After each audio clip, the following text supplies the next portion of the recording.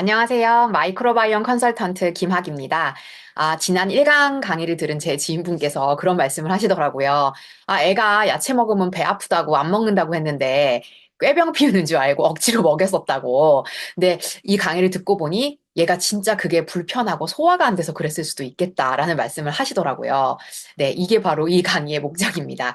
여러분들 들으시면서 내 건강을 좀 되돌아보시고 앞으로 어떻게 관리하실지 정보를 받아보셨으면 좋겠어요. 오늘 강의는 두 번째 강의고요. 다양성에 대한 강의를 해보려고 해요.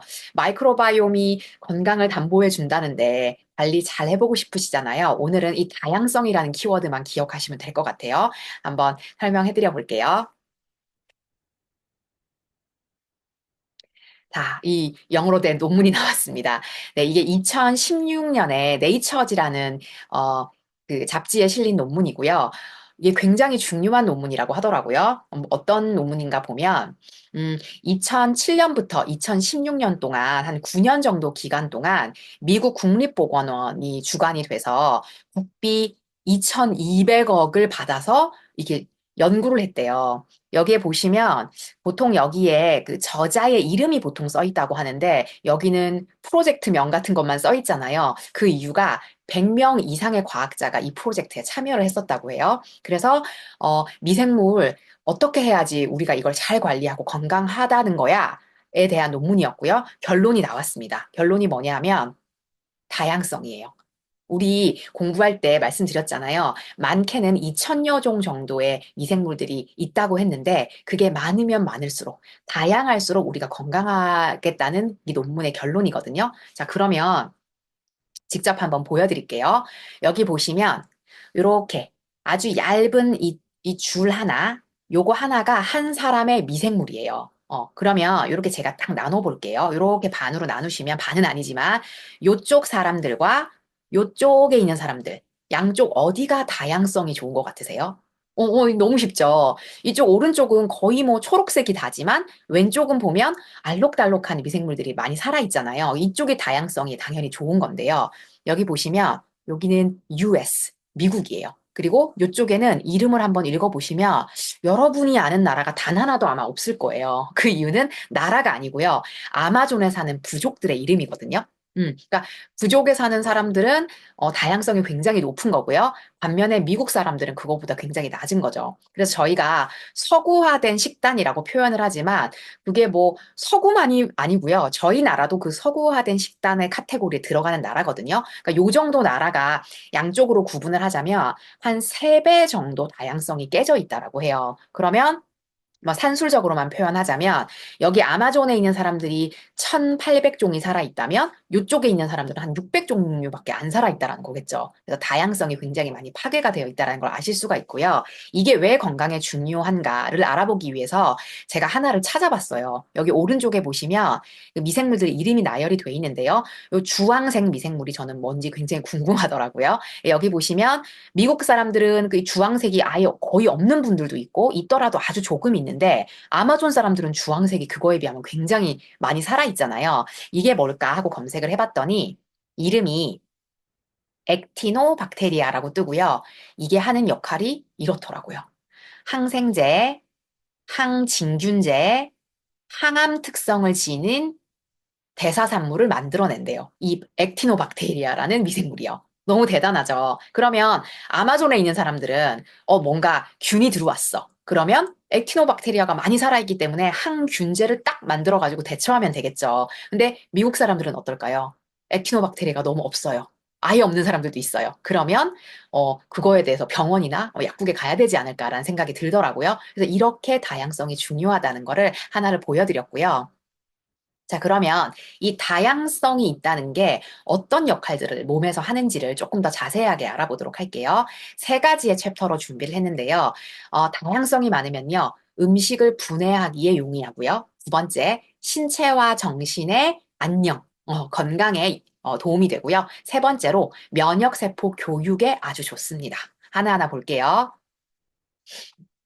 제가 이전에 강의에서 한번 보여드렸잖아요. 백미가 좋을까요? 잡곡밥이 좋을까요? 근데 이거는 사람마다 다를 수 있다. 왜냐하면 이거를 쪼개주는 미생물이 있느냐 없느냐에 따라서 쪼개서 쓰느냐, 못 쪼개고 그냥 이게 똥으로 가느냐. 이렇게 완전히 구분할이 되더라고요. 그래서 음식의 분해에 이 미생물들이 굉장히 중요한 일을 하거든요. 콩을 한번 예를 들어볼게요. 우리 콩 왜 드시죠? 프로틴도 챙겨 드시는 분들도 많은 걸로 아는데 왜 그거를 우리가 잘 챙겨 먹어야 하냐? 이런 걸 원하기 때문이에요. 항암, 뼈, 근육 성장, 또 갱년기에 도움이 된대 이소플라본 같은 것들 아시죠? 근데 모두가 다 콩을 먹는다고 이 효과를 보지는 못한다라는 거예요. 왜일까? 이거를 S 이퀄이라는 단위까지 잘게 쪼개져야 이게 비로소 혈액 안으로 들어갈 수가 있다라는 거죠. 혈액 안으로 들어가야 이 일들을 할 거예요. 그런데 쪼개주지 못하면 못 들어간다. 이 역할을 못 한다라는 거죠. 그러면 이걸 누가 할까요? 미생물들이 한다라는 거죠. 미생물들이 이걸 잘게 분해해서 S 이퀄까지 쪼개지면 이 효과를 보실 수 있는 거예요. 근데 이게 조사를 해봤더니 한국 사람 중에는 34%만이 콩을 S 이퀄까지 쪼갤 수 있다라고 해요. 그래서 이런 검사를 통해서 내가 단백질을 잘 쪼갤 수 있는 사람인가를 확인하실 수가 있죠. 그래서 저희 큰아이 같은 경우도 제가 단백질 쉐이크를 아침에 타주면 거부를 하더라고요. 처음에는 맛이 없다라고 표현을 했는데 제가 조금 더 이렇게 추궁을 했더니 막 부글거리고 속 불편하고 설사를 한다라고 표현하더라고요. 그러면 이 아이는 검사를 해봤겠죠? 네. 예상했던 것처럼 단백질을 소화시키는 미생물이 너무 낮게 나오더라고요. 그래서 어머님들 먹어 먹어 이렇게 하실 일이 아니고 확인을 해보셔야 됩니다. 아이가 거절하는 데는 이런 이유가 있을 수 있어요. 하나만 더 예를 들어 드릴게요. 석류 홈쇼핑에 굉장히 많이 팔거든요. 석류 주스. 왜 이걸 먹냐? 이것도 항암도 하고 항산화, 염증 억제, 그리고 제일 유명한 건 여성 건강, 갱년기 어떤 증상들을 완화하는 데 도움이 되는 걸로 알려져 있죠. 그런데 모두 다 그런 것은 아니다. 이것도요. 쪼개져야 돼요. 유로니틴 A라는 단위까지 쪼개져야 혈액 안으로 들어갈 수 있는 크기래요. 이걸 미생물이 분해하고요. 40% 정도만이 실제 이걸 먹고 여성 건강에 어떤 도움이 되는 거. 나머지 분들은 어떨까요? 안타깝지만 그냥 석류 주스를 드신 거예요. 뭐 몸에 나쁜 건 아니겠죠? 그래서 좀 차이가 있다. 여러분 이렇게 보통 드시나요? 네, 5첩 반상, 7첩 반상. 요게 중요한 게 아니고 여기 있는 것 중에 나는 뭘 쪼개서 실제로 쓸 수 있는가 이 효율이 중요하다는 거고요. 이런 거 슈퍼푸드라고 하고 어떤 것들은 굉장히 사실 돈을 많이 주고 구매를 하시잖아요. 요즘 야채값도 너무 올라가지고 샐러드를 매일 챙겨 먹는 것도 사실 금전적으로 굉장히 많이 돈이 들어요. 그런데 반복적으로 말씀드리지만 쪼갤 수 있어야 한다라는 거죠. 제가 그런 생각을 해봤어요. 저희가 자동차에 주유를 하고 이렇게 운행을 하잖아요. 근데 내가 만약에 내 자동차에 구멍이 나 있어. 그래서 10만 원어치 기름을 넣어도 실제는 한 2만 원어치만 가는데 쓰고 8만 원어치를 만약에 빠진다고 생각해 보세요.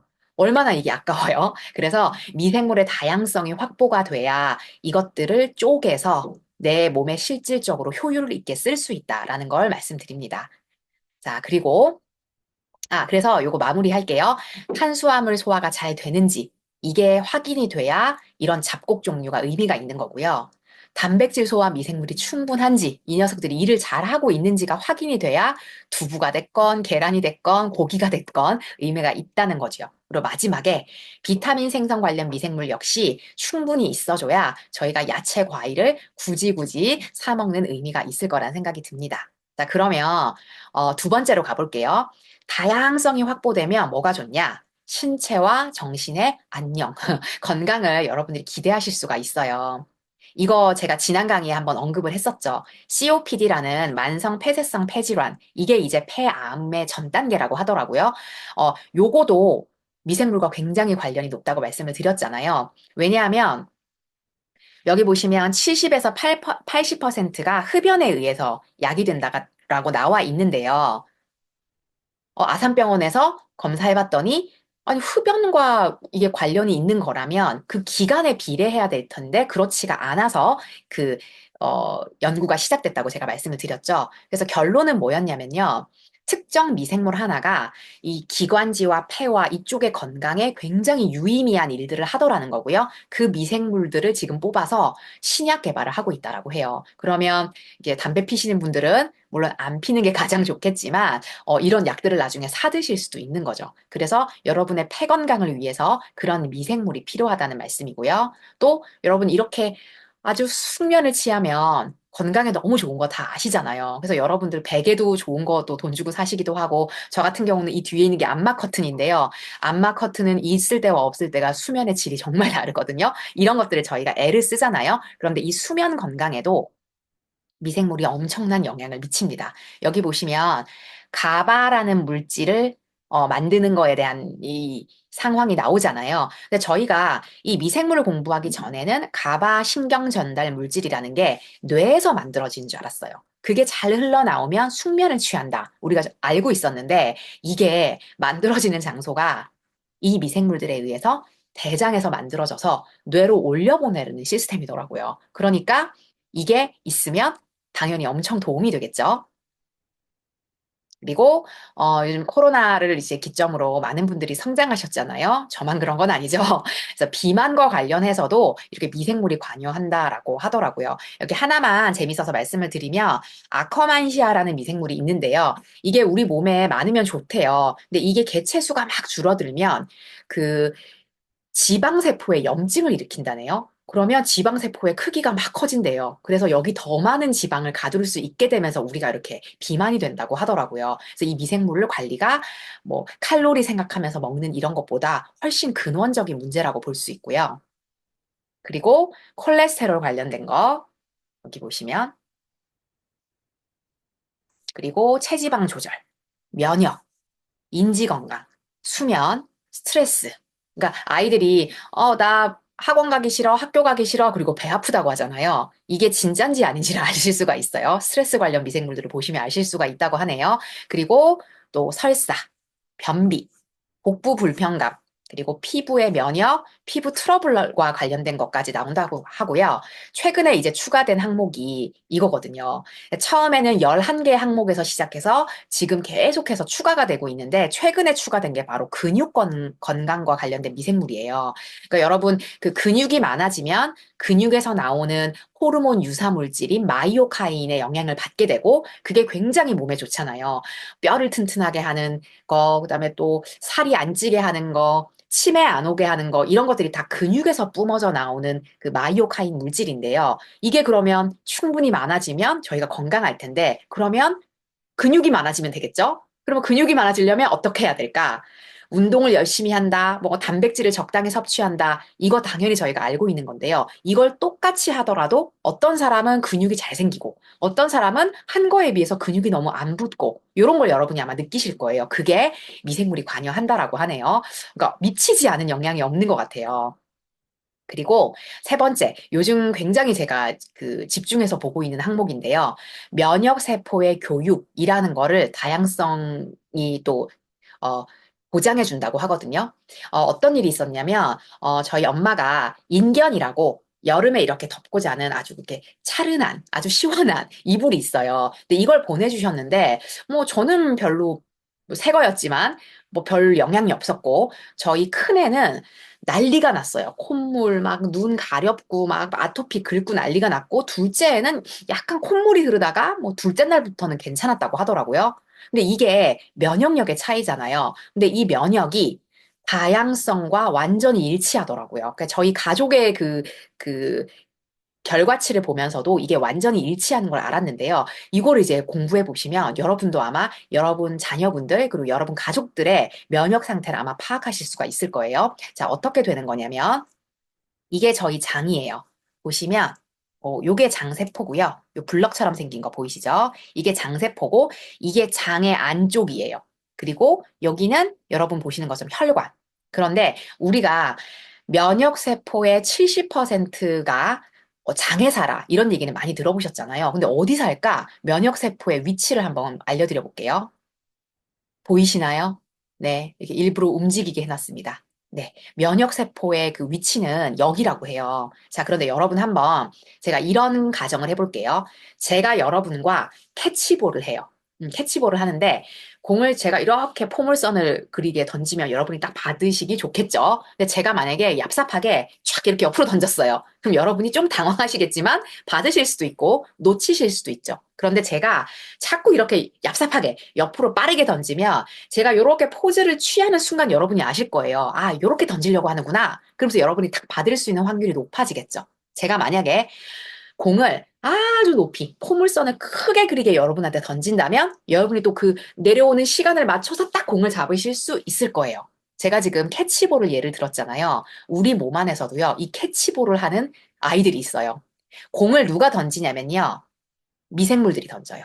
그리고 이 공을 누가 받냐면요, 여기에 있는 이 면역세포들이 받아요. 왜 다양성이 중요하냐? 미생물의 다양성이 높으면 높을수록 정보를 많이 알려주게 된대요. 마치 캐치볼을 이렇게 던지고 저렇게 던지고 하면 그거를 이렇게 대처하는 능력, 아, 이렇게 던지겠구나 예상할 수 있는 능력치가 올라가는 것처럼 미생물들이 다양하게 정보를 가지고 오면 그걸 면역세포는 기억하고 학습을 한다라고 하거든요. 그래서 바깥에서 들어오는 물질들의 정보를 주는 거예요. 야, 이거는 그냥 먼지 나부랭이야.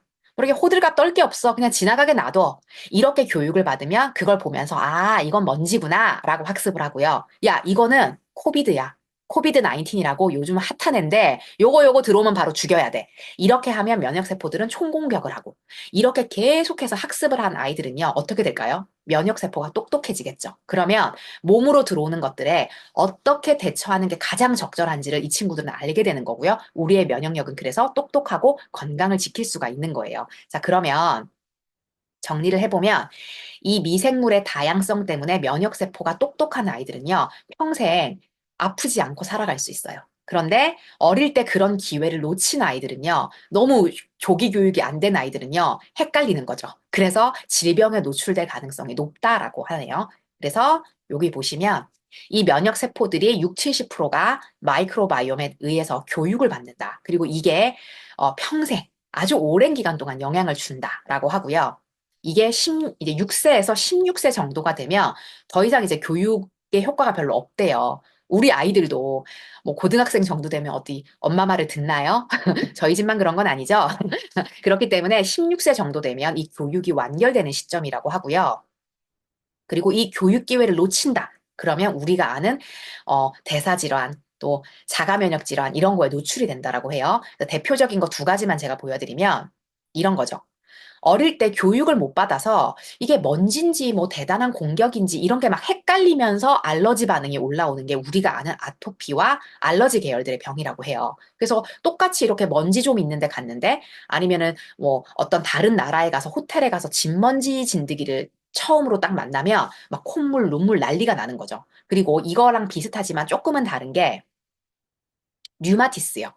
류마티스는 여러분들이 다 아시다시피 연골을 공격하는 거거든요. 누가? 우리의 면역세포가요. 이거는 왜 벌어지는 상황이냐면 예전에 배웠어요. 공격하면 안 된다고. 우리 몸이기 때문에. 근데 이 기억력이 감퇴되는 거래요.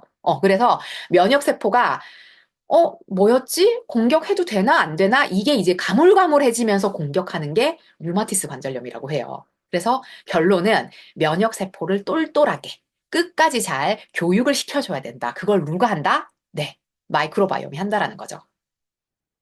자, 그래서 제가 말씀드린 세 가지. 다양성이 있다면 우리가 효율 있게 음식을 잘 분해해서 우리 몸에 쓸 것이고, 두 번째는 질병으로부터 우리가 좀 안전할 수 있고, 그리고 면역세포를 잘 교육시켜서 저희가 면역이 강할 수 있겠죠. 그런데 이 다양한지 아닌지가 여러분 궁금하시잖아요. 마일랩이라는 프로그램을 통해서 이거를 확인하실 수가 있다라는 거죠. 보실게요. 요렇게 뜨거든요. 여기는 이제 만 14세 이상의 성년, 그리고 여기는 이제 유아들, 14세까지 이렇게 뜨는데요. 항목이 약간 다르지만 기본적인 건 같아요. 근데 여기서 가장 중요하게 보셔야 될 게 요 두 가지 지표입니다. 이게 뭐냐면 마이크로바이옴이 얼마나 다양한지를 보시는 거예요. 여기에 해당되고요. 그리고 이 아이들이 일을 제대로 또 하고 있는지 그걸 보시는 게 이 포스트바이오틱스 균형이라는 거예요. 이 두 가지를 확인하실 수가 있는데요. 이렇게 제가 정리를 해봤어요. 용어들이 좀 생소하실 수 있기 때문에 또 영어이기 때문에 헷갈리실 텐데요. 개념에 가깝게 제가 이렇게 잘 쓰는 말은 이거거든요. 일꾼들, 잠을 잘 자게 하는 걸 만든다. 피부가 촉촉하게 하는 걸 만들어내는 일꾼들에 해당되는 게 월커. 이게 다양한 미생물의 존재예요. 그리고 얘네들이 사람만 있으면 뭐예요? 일을 제대로 안 하면 안 되겠죠. 얘네들이 일을 효율 있게 잘해서 그 잠자게 하는 물질을 실제 만들어낸다.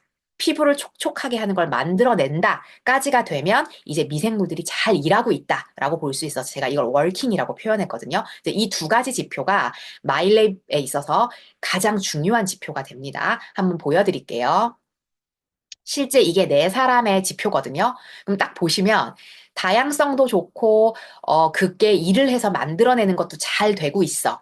월커도 좋고 월킹도 잘 돼. 이거는 여기 첫 번째 있는 이 그래프죠. 이분의 나이를 한번 보여드리면 이게 나이순도 아니거든요. 정확히는 59세, 92세, 16세, 이게 47세 이렇게 나오는데요.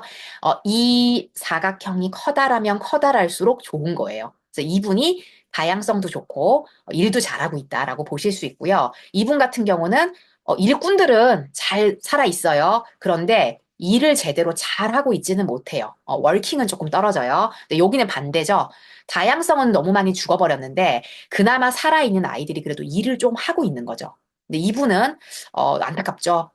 일꾼도 제대로 없고요. 일도 제대로 안 돼 있어요. 그래서 요거는 사각형이 아주 작아요. 그래서 사각형의 커다랄수록 좋은 지표다라고 보시면 됩니다.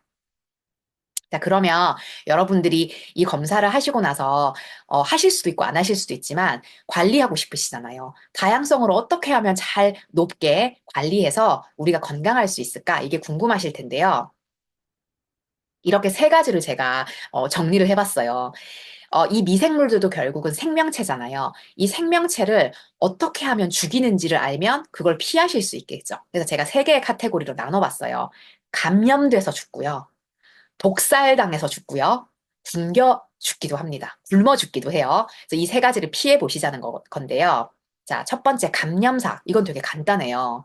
우리 이것 때문에 몇 년 동안 힘들었잖아요. 네, 이렇게 코로나19 이런 데 감염만 돼도요. 다양성이 죽어요. 미생물들이 죽어요. 그리고 이거 걸리지 않기 위해 여러분 백신도 맞으신 분들이 있으시잖아요. 백신을 맞아도 안타깝지만 다양성이 줄어들어요.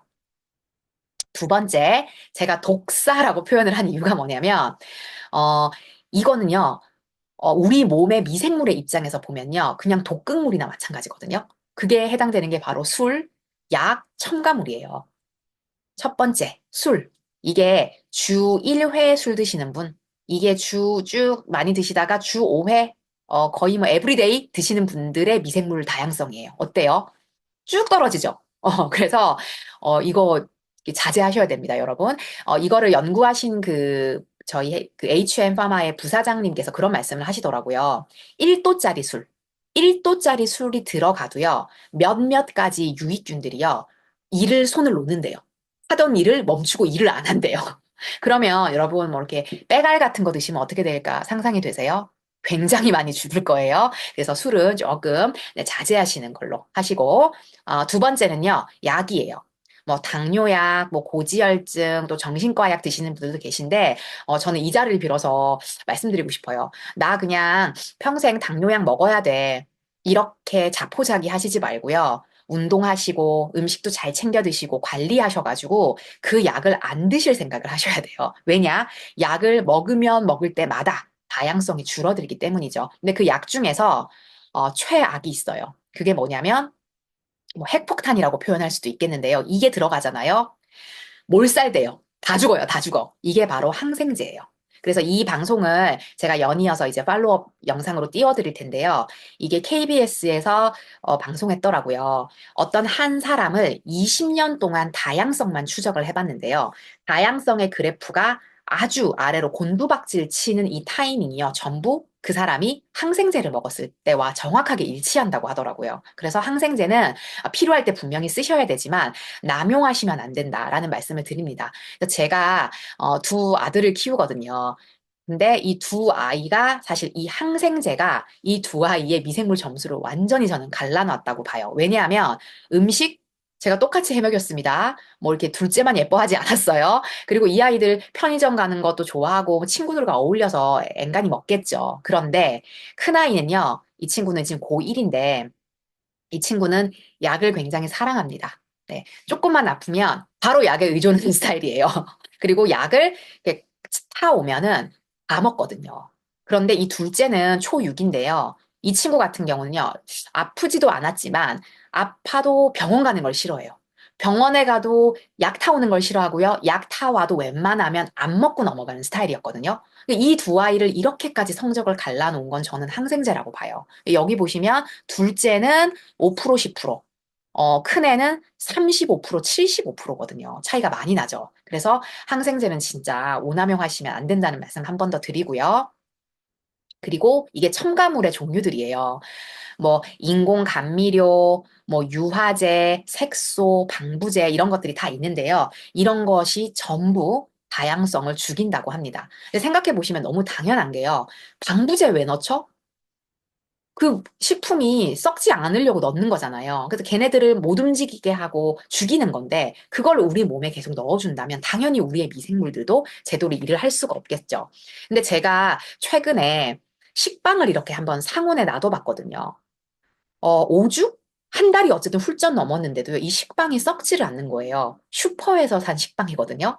근데 너무 무섭더라고요. 이게 우리 몸 안에 들어가면. 우리 미생물들도 일도 못하고 죽겠다. 이런 생각이 저는 들어서 한번 권해드립니다. 한번 식빵을 사서 놔둬보세요. 제가 해봤더니 또 먹어보면서 경험이, 집 앞에 그냥 자그마한 빵집에서 파는 바게트는요, 한 2, 3일이면 썩더라고요. 저희 집 앞 바게트는 그래요. 근데 대형 프랜차이즈, 그 식빵들은 이거보단 좀 더 가고요. 최근에 제가 실험해본 그 마트에서 파는 식빵은 정말 정말 오래 가더라고요. 그래서 이거 조심하셔야 될 것 같고요. 여기 보시면 인공 감미료가 있는데요. 보통 우리가 편하게 이렇게 가당이라고 얘기를 하죠. 근데 가당 역시 굉장히 다양성을 파괴하는데 제가 이제 기사 하나를 인용을 해보려고 해요. 이게 어떤 그거냐면 KBS에 나온 거고요. 강북 삼성병원에서 6년 동안 이렇게 관찰을 했다라고 합니다. 어떤 내용이냐? 가당 음료를 먹는 횟수, 그리고 우울증의 위험도가 어떤 상관관계가 있느냐. 이런 이제 관찰이었는데요. 너무 놀랍죠. 매주 한두 잔 먹는 사람과 5잔 이상을 먹는 사람이 우울증에 걸릴 확률이 45%가 훨씬 더 높아진다라고 해요. 그럼 저는 이거는 저의 뇌피셜이에요. 가당 음료가 들어가서 미생물들을 죽인다라는 건 이미 알려졌죠. 근데 그 죽은 아이들 중에서 도파민 부서에서 일하는 애들이 있었나 봐요. 그러니까 도파민 조절을 제대로 못하는 게 우울증이잖아요. 그러니까 이렇게 제가 연결이 되더라고요. 그래서 이제 여러분들이 어떤 기사를 읽으시더라도 이걸 이렇게 배경 지식으로 가지고 계시면 이렇게 이해가 아마 잘 되실 것 같아요. 그래서 가당도 대표적인 다양성을 저해하는 요인이다. 아이들한테 이렇게 그런 음료수 막 야쿠르트 이런 거 막 그냥 사줄 일이 아니라는 거예요. 캐러멜 이런 거, 초콜릿 이런 거 막 사줄 일이 아니에요, 여러분. 요거 잘 이렇게 좀 캐치하셨으면 좋겠어요. 자, 그래서 아까 그 보여드렸던 분 중에 이제 이분 거를 가져와 봤는데요. 이분이 조금 특이하세요. 제가 아는 지인분이신데 특이점이 뭐냐면 편의점 사장님이세요. 그래서 이분은 세 개의 과자를 즐기실 수 있죠. 손쉽게. 그쵸? 그래서 이분이 그런 고백을 하셨어요. 이 결과를 보시고 너무 놀라신 나머지 본인이, 어, 영양제와, 왜냐하면 걱정되니까, 그리고 커피와, 그리고 세 개의 과자, 이 세 가지로 스스로가 연명했다라고 표현을 하시더라고요. 그리고 이제 과자 정말 끊어야 되겠다라고 말씀을 하셨어요. 그러니까 그 과자 안에 들어있는 여러 가지 첨가물들, 가당, 이런 것들이 이분의 다양성을 이렇게까지 망가뜨리지 않았을까라는 생각이 들었습니다. 자, 그리고 이번에는 아사. 네, 굶어 죽은 거예요. 여러분, 미생물도 생명체잖아요. 그럼 우리가 먹고 뭔가 활동을 하는 것처럼 얘네들도 뭔가를 먹어야 일을 할 거잖아요. 그런데 너무나 안타깝게도 얘네들이 굶어 죽는 일들이 요즘 많이 벌어지고 있어요. 이 그림 아까도 보여드렸지만 한번 같이 보실게요. 자, 요렇게 딱 절반으로 나누면요. 요쪽은 건강한 장이고요. 여기는 새고 있는 장이에요. 자, 그러면 뭐가 다를까요? 한번 이렇게 자세하게 한번 보세요. 이쪽은 일단 많아요. 미생물들이 많이 있고요. 여기는 그것보다는 수가 좀 줄어 있고요. 그리고 또 하나. 여기 이렇게 뭔가 블럭처럼 생긴 게 아까 제가 세포라고 말씀드렸는데 이게 뭔가 이렇게 단단하게 운동화 끈 묶듯이 묶여져 있는데 얘는 널브레레 풀어져 있죠. 요것도 조금 다른 점이고. 그리고 요거 보이세요? 이렇게 뭔가 젤리 같기도 하고, 요거. 얘는 이렇게 두꺼운데 얘는 이렇게 얇아요. 조금밖에 안 남았어요. 이걸 이제 풀어드릴게요. 자, 미생물도 생명체이기 때문에 먹이를 넣어줘야 돼요. 근데 이거를 우리 인간이 요즘 너무 안 먹습니다. 제가 그 지인 중에 중학교에서 과학 선생을 하는 후배가 있거든요. 근데 이 친구가 그렇게 말하더라고요. 언니, 그 대한민국의 중학생들은요, 두 가지만 먹어요. 이렇게 얘기를 해요. 뭘 먹니? 라고 했더니 쌀과 고기요. 나머지는 굉장히 잔반으로 다 버린다고 하더라고요. 그럼 그 안에는요, 별로 없어요. 미생물의 먹이가. 미생물의 먹이는 식이섬유거든요. 그러면 요즘 아이들이 또 뭐 어른들 중에서도 식이섬유를 너무 적게 먹거나 아예 안 먹으면요. 미생물들은 쫄쫄 굶어요. 그러니까 굶다가 어떤 일이 벌어지냐면요. 여기 보시면 제가 아까 두껍고 여기는 얇아졌다고 했잖아요. 이게 우리 장 안에 있는 점막이거든요. 점막은 여러분 이거 생각하시면 돼요. 여기 미끌미끌한 거 이게 점막인데 이게 대장 안에도 있거든요. 근데 이 점막을 먹는데요. 미생물이 우리 점막을 뜯어먹기 시작한다라는 거죠. 그리고 식이섬유를 통해서 만들어내는 게 아까 제가 운동화 끈이라고 표현했던 이거거든요. 세포를 이렇게 단단하게 조여주는 거예요. 이 안으로 왔다 갔다 하지 못하게. 그런데 이거를 만들 재료가 없으니까 널브레레 이렇게 풀어졌네요. 그럼 여기에 나다닐 수 있는 공간이 생겼죠. 그래서 어떤 일이 벌어지냐면요. 미생물을 굶기면 일단 굶어서 죽기도 하고요. 이 굶은 아이들이 도저히 안 되겠다 하고 이 점막을 뜯어먹으면서 이렇게 내려올 수가 있어요. 거기다가 이게 만약에 뚫려 있다면 이쪽으로 이렇게 와서 염증 반응을 일으킵니다. 그래서 여러분들이 아는 뭐 만성질환이다, 뭐 암이다, 이 모든 것들이 전단계로 가면 염증에서 출발하잖아요. 이 염증이 여기서 시작된다라는 거예요. 그래서 우리가 아는 뭐 중이염이다, 뭐 신우신염이다, 뭐 질염이다, 우리가 염자가 붙는 게요. 갑자기 난데없이 거기서 시작되는 게 아니고 시작은 여기라는 거예요. 여기서 시작돼서 돌아다니다가 그쪽에 가서 문제를 일으키는 거죠. 그래서 여러분 이렇게 생각하시면 좋을 것 같아요. 식이섬유를 꼭 드셔줘야 되는 이유는 뭐냐면, 장리더님께서 이렇게 표현을 하시더라고요. 나쁜 녀석들이 많아. 그 아이들이 어디에 가 있냐면 감옥에 들어가 있거든요. 그럼 안에서는 막 뭐 오합지졸 막 문제가 되더라도 우리 사회면에서 본다면 얘네들이 감옥 안에만 들어 있으면 그래도 괜찮죠. 안전하죠. 근데 만약에 감옥에 벽이 트어지고 문이 뚫려가지고 이 범죄자들이 쫙 쏟아져 나오면 문제가 된다라는 거예요. 그래서 감옥 문이라고 생각하시고 이걸 이렇게 단단하게 쪼여 주셔야 돼요. 그리고 굶기지 말고 먹여 주셔야 돼요. 탈출 안 하게. 그래서 식이섬유가 요즘 굉장히 중요한 시점이고요. 그래서 제가 이렇게 커다랗게 썼잖아요, 여러분. 예전에 저한테 어떤 영양소, 어떤 영양제 권할 거예요? 라고 했으면 제가 좀 생각이 많았을 것 같아요. 왜냐면 뭐 그분한테 필요한 것도 다를 것이고. 근데 요즘은요, 주저함이 없이 이걸 말씀드려요. 일단 감옥문은 닫고 봐야 돼요. 그래서 식이섬유를 꼭 제가 권장을 드리거든요. 식이섬유를 잘 먹은 저희 둘째 아이를 살짝 자랑해 보겠습니다. 저희 아이가, 이렇게 식이섬유를 잘 먹어요. 어떻게 먹냐면요. 제가 이렇게 식이섬유가 거의 없는 인스턴트를 안 먹일 순 없잖아요. 그래서 이걸 먹을 때 제가 꼭 먹여요. 이걸 먹어야만 피자를 먹을 수 있게 제가 하거든요. 이 녀석은 아직은 초등학생이기 때문에 말을 좀 듣더라고요. 그래서 이런 것들을 챙겨준 것과 그냥 식이섬유가 전혀 없는 음식을 그냥 준 것과 같을 수가 없겠죠. 그래서 제가 어깨에 조금 힘을 주면서 말씀드리면 저희 아이 상위 5%예요. 네, 5% 10% 굉장한 거거든요. 이렇게 건강을 제가 지켜주고 있고요. 식이섬유를 조금 더 말씀을 드리자면요. 하루 권장량이 성인 기준으로 20에서 25g이에요. 근데 오이로 한번 제가 환산을 해드려 보자면 6개를 드셔야 돼요. 매일. 쉬운 일이 아닐 것 같죠? 그러면 사과를 좋아하시는 분들은 사과로 매일 4개 드시면 되고요.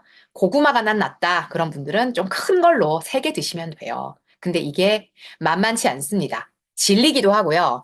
사실 이게 굉장히 요즘 비싸거든요. 오이 3개에 요즘 4,000원, 5,000원 해요, 여러분. 그렇기 때문에 자, 이거를 제품으로, 식품으로 드실 수가 있어요. 그래서 저는 이 제품을 잘 활용하거든요. 이 제품을 이게 초록색 숟가락 2스쿱을 드시면 지금 말씀드린 이 양과 동량이에요. 그래서 24g에서 5g 정도를 이걸 통해서 섭취하실 수가 있어요. 이게 간편해서 저는 좋더라고요. 자, 그래서 여담을 하나 말씀드릴 건데, 제가 앞서서 아마존에 사는 사람과 뭐 미국에 사는 사람이 다양성이 3배 이상도 차이가 난다라는 말씀을 드렸어요. 근데 뭐 유럽도 마찬가지겠죠. 서구식 식문화를 가지고 있으니까. 근데 여기서 아사랑 관련된 걸 하나만 더 말씀드리면요. 다양성만 3배가 아니고요. 식이섬유를 잘 먹어줬을 때 여러분의 응가가 변합니다. 무슨 얘기냐면 여기 이 질량이라고 보이시죠? 다양성이 3배 높아지는 건요.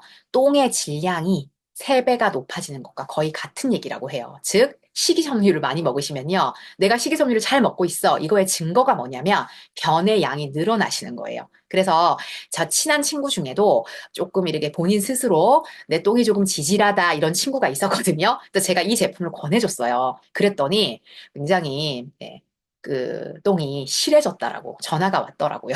그래서 기쁜 소식이 아닐 수 없습니다. 그래서 굶겨 죽이지 마셔라. 식이섬유를 잘 먹여서 이 친구들이 굶어 죽지 않고 일을 잘하게 해주시면 좋고 그게 어떻게 아실 수 있냐? 네, 똥의 변천으로 아실 수가 있습니다. 자, 그리고 이제 요약을 한번 해볼게요. 여러분의 미생물의 다양성이 보장되면요. 이 3가지 정도가 여러분한테 확보되시는 거예요. 음식의 분해, 즉 효율이 올라가는 거, 그리고 신체와 정신의 안녕. 네, 안녕, 네, 건강한 거죠. 그리고 3번째, 면역세포가 교육을 받아서 똘똘해진다. 그래서 몸에 들어오는 것들을 어떻게 대처해야 될지 굉장히 똘똘해진다라는 거죠. 그런데 이런 저해 요인이 있기 때문에 요거 3가지를 잘 피하셔야 된다라는 거고요. 그래서 여러분이 똥을 싸서 이제 보내시면 HM파마에서 이런 것들을 분석해요.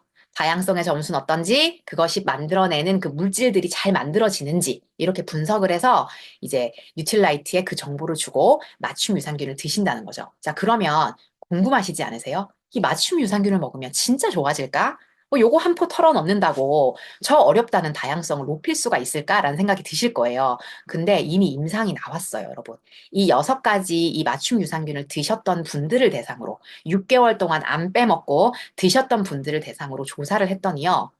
81.45%가 좋아졌다라고 하더라고요. 근데 제가 이 그래프를 잘 볼 줄 몰랐는데 이번에 공부를 해보니까 이런 유의미한 변화가 있었는지에 대해서 이 숫자로 알 수가 있대요. 여러분, 이 숫자가 보이세요? 어, 요 2.2보다 적다라고 나와 있잖아요. 그런데 이게 제가 공부해 보니까요. 0.05보다 적으면 굉장히 좋은 수치래요. 그래서 약을 승인할 때 이 수치를 보고 결정을 한다고 하더라고요. 이 수치의 의미가 뭐냐면 다른 이유가 아니고 이 약을 먹었기 때문에 다른 이유 아니고 이 식품을 먹었기 때문에 이 효과가 난 게 맞아. 라는 게 이 수치의 의미라고 해요. 그래서 수치가 작아지면 작아질수록 이것 때문이야. 확실해. 이런 증명을 해준다라는 거죠. 그래서 0.05보다 작으면 굉장히 좋은 수치인데 예를 들면 0.001이야. 이러면 바로 이거 약으로 만들어야 돼. 이런 결정을 내린다고 해요. 그런데 이 저희의 맞춤 유산균이 2.2잖아요. 그러면 높은 건가? 안 좋은 거 아니야? 0.05보다 작아야 된댔잖아. 라고 생각할 수 있는데 그 뒤에 단위를 보셔야 돼요. 뭐라고 돼 있냐면요. 2의 마이너스 16승이라고 나와 있거든요. 이게 무슨 얘기냐면요.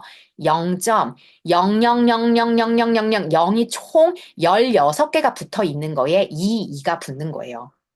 도대체 얼마나 작다는 건지 공이 16개가 붙어요, 여러분. 즉, 이 제품 때문에 이걸 먹고 다양성과 포스트바이오틱스라는 그 물질이 만들어진 게 맞다라는 게 굉장히 크게 입증이 된 거죠. 그래서 요 실험이 보시면 400명을 대상으로 한 건데요. 그 중에 81.45%는 이 2가지 항목이 다 좋아졌다라는 거예요. 그래서 굉장한 제품이고 이렇게 임상을 통해서 다양성이 좋아졌습니다. 라는 유일한 프로그램이 저희의 마이랩 프로그램이라고 합니다. 정말 너무 대단하다는 생각이 들고요. 정리를 하자면 저희의 다양성이 높아져야 여러분 3가지가 확보가 되세요. 이게 마이크로바이옴 그리고 우리의 건강을 확보해 주는 건데 우리의 몸의 효율이 좋아지고 음식을 쪼개기 때문에 2번째는 네, 건강해요. 잠도 잘 자고 뭐 여러 가지 물질들도 잘 만들어지고 그리고 3번째 우리 면역력을 똘똘하게 교육시킬 수 있다라고 말씀을 드립니다. 그리고 그거를 여러분들이 식생활이나 여러 가지를 통해서 저해 요인들을 하나하나 클리어해 가시면 아마 다양성을 높이실 수가 있을 거예요. 그런데 현대인들이 이거를 유지만 하기에도 쉽지가 않다. 왜냐? 아까 말씀드렸죠. 술도 있지만 우리가 먹는 뭐 외식을 하거나 뭐 이렇게 시켜 먹는 음식들 안에 너무 많은 식품 첨가물들이 들어가 있기 때문에 이 다양성을 떨어지지 않고 유지만 하는 것도 녹록치 않다. 그렇기 때문에 나온 제품이 바로 마이랩이고요. 여기에서 그 처방되는 6가지의 맞춤 유산균을 드시면 81.45%라는 굉장한 효과를 보실 수가 있어요. 오늘은 다양성에 대한 여러 가지 이야기들을 해드렸고요.